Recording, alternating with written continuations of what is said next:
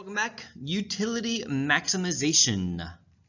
Alright, so what is utility? It is a measure of the satisfaction a consumer derives from consuming a good or service. So how satisfied, how useful something is, that is the term that economists will use when we say that chicken wings bring a person a measure of utility.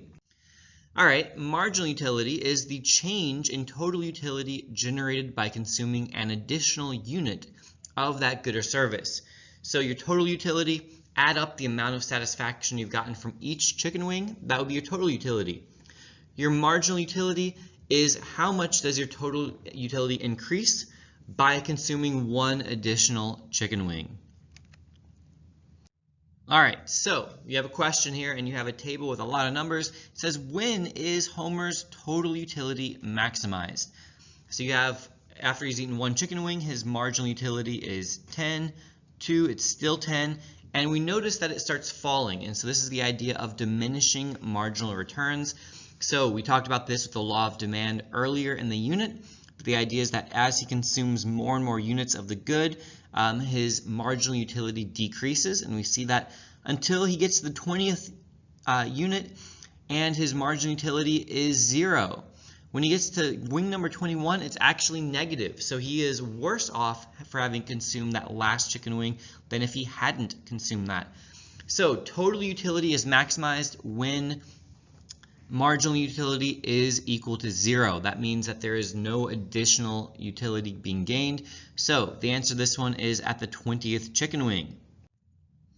So again, total utility, I already kind of mentioned it a moment ago, but it is the total satisfaction derived from consuming a good or service, in our case chicken wings, and total utility is maximized by consuming up to the point where the marginal utility equals 0. And you can see that graphed for you here.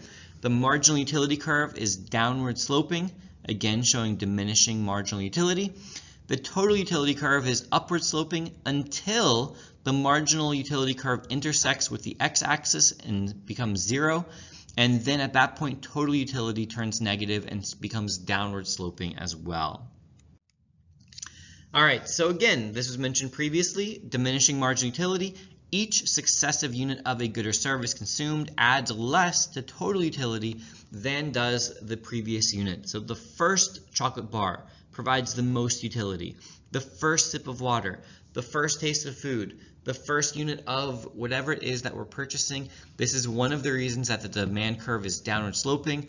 It's a reason for that law of demand, why we are willing to buy fewer units at higher prices is because of diminishing marginal utility. So now we're going to apply it in a couple different ways, one of which we've already done, one of which will be coming up in the next video. Alright, so assume that each chicken wing costs $3. So now we're doing the important thing, because we can't make decisions if we only know the marginal benefit. We have to also know the marginal cost. So how many wings should be eaten if each wing costs $3? So we are viewing the marginal utility, marginal benefit as being a dollar amount now. So how many wings should you eat? Pause to give your answer. Continue playing on to find out. Well, you should continue to consume until the marginal benefit equals the marginal cost, until MB equals MC. And so in that case, with the original question of $3, that means he should still buy chicken wings until he gets to the 13th wing. At the 13th wing, marginal benefit equals marginal cost, so he should stop there and he should not buy the 14th wing. Now, what if each wing costs $4.50? Should he eat the 12th wing? And the answer to that is no, because the marginal benefit is only $4. The marginal cost is $4.50, so because the marginal benefit is less than the marginal cost, that wing should not be consumed.